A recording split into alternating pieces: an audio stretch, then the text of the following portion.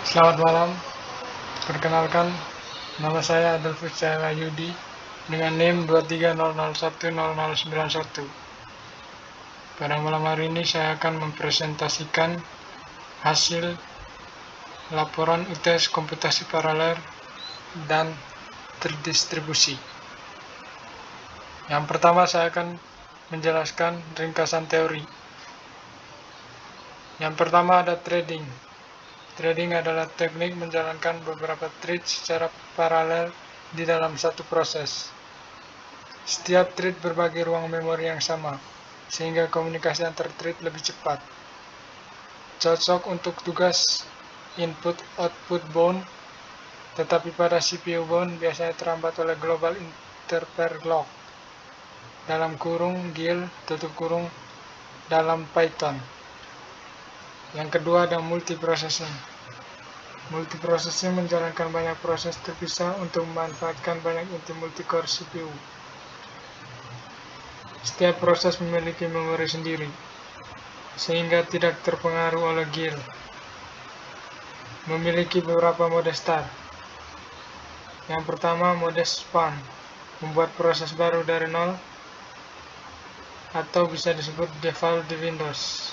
Yang kedua ada fork, menyalin proses induk, atau umum di Linux atau macOS. Yang ketiga ada fork server, menggunakan server proses untuk meluncurkan proses baru dengan lebih aman. Yang ketiga ada memory sharing, teknik berbagi data antar proses melalui share memory, menghindari kebutuhan serialisasi atau deserialisasi data, misalnya pickle, digunakan untuk mempercepat komunikasi antar proses saat berbagi data besar. Yang keempat ada thread synchronization.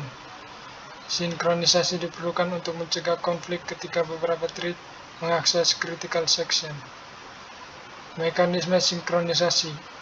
Yang pertama ada lock, mencegah dua thread memasuki kode kritis secara bersamaan.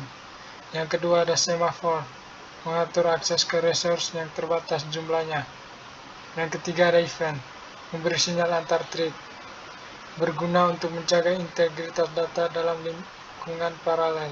Itu saja presentasi dari ringkasan teorinya.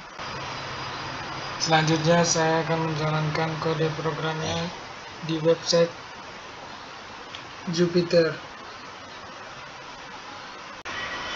Baik, yang kedua saya akan menunjukkan kode rest condition pada thread.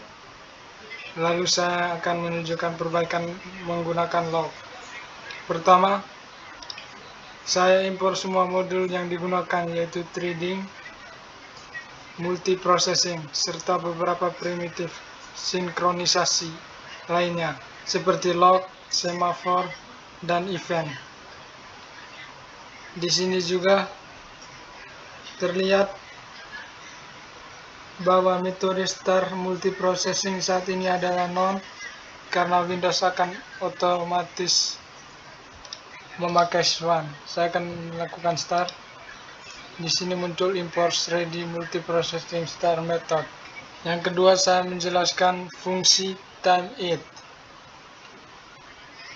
yaitu untuk membuat dekorator timeIt untuk mengukur waktu eksekusi fungsi, supaya nanti saat demo waktu eksekusinya langsung tercetak. Saya akan menjalankannya. Yang ketiga ada trading, yaitu rest condition. Saat menjalankan run thread no look dan muncul angka 200.000,0.014. Pada demo pertama saya menunjukkan rest condition pada trading 4 thread menjalankan penambahan counter sebanyak 50.000 kali. Seharusnya hasil akhir sama dengan 200.000. Namun karena tidak menggunakan log, thread saling berebut menulis sehingga hasil tidak konsisten dan sering muncul lebih kecil. Muncul tulisan trading demo function definite. Yang keempat, threading dengan lock. Saat menjalankan run thread with lock, hasilnya 200.000,060. Pada versi ini, saya menambahkan lock. Lock memastikan hanya satu thread yang masuk ke critical section, sehingga race condition hilang. Hasilnya selalu benar, yaitu 200.000, walaupun waktunya sedikit lebih lambat karena thread harus antri masuk lock. Yang kelima ada multiprocessing. Saat menjalankan mp example, star method fix, dan muncul waktu plus hasilnya. Untuk multiprocessing saya menggunakan star method span, karena ini adalah metode default Windows. Setiap proses menghitung sebagian dari rentang angka, lalu menuliskan hasilnya ke share memory value. Karena proses memiliki memori terpisah, saya harus memakai share memory agar nilai dapat dikumpulkan kembali. Di sini multiprocessing berjalan berhasil dengan star method span. Yang keenam ada share memory demo. Hasil share array menunjukkan angka 0, 1, 2, 3, 4, 5, 6, 7, 8, 9. Pada contoh share array, saya membuat array yang disimpan di share memory. Semua proses mengakses data yang sama lalu memodifikasi isinya. Karena ini array di share memory, hasil akhirnya dapat terlihat di proses utama. Hasil manager disk 0,0,0.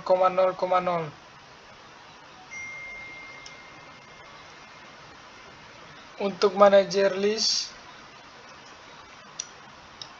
saya menggunakan manager yang menyediakan objek list yang aman diakses oleh banyak proses. Manager memakai server proses untuk mengatur sinkronisasi internal. Nomor 7, sinkronisasi semafor dan event. Hasil semafor 0, 1, 2, 3, 4. Semafor digunakan untuk membatasi berapa banyak thread boleh masuk ke critical section. Saya set sem sama dengan semafor dalam kurung 2, artinya maksimal 2 thread yang boleh masuk secara bersamaan. Hasil eventnya, event received in waiter true. Event digunakan sebagai sinyal. Thread waiter akan menunjukkan event. Saat event diset oleh thread utama, waiter langsung melanjutkan eksekusi. Yang ke-8 ada CPU bound. Hasil thread total 19 triliun ribu. Proses total 0. Penjelasan, untuk tugas CPU bound, thread biasanya terlambat oleh GL sehingga tidak mempercepat perhitungan. Namun proses dapat berjalan paralel di banyak inti CPU. Pada demo ini perhitungan jumlah pada proses berjalan di beberapa proses secara paralel. Jika nilai proses muncul 0, itu karena sistem Jupyter Online membatasi multiprocessing dan hasilnya aman. Karena saya menjalankan di lingkungan notebook, kadang multiprocessing tidak memberi output sempurna karena keterbatasan environment. Namun di sistem lokal Windows hasilnya berjalan normal. Jadi kesimpulannya, thread cepat tetapi rawan race condition kalau tidak memakai lock. Untuk tugas CPU bound lebih baik menggunakan multiprocessing karena proses dapat berjalan di banyak inti tanpa terhalang GL. Memory sharing bisa dilakukan dengan value array atau manager, dan sinkronisasi bisa menggunakan lock, semafor, atau event. Sekian UTS dari saya. Terima kasih.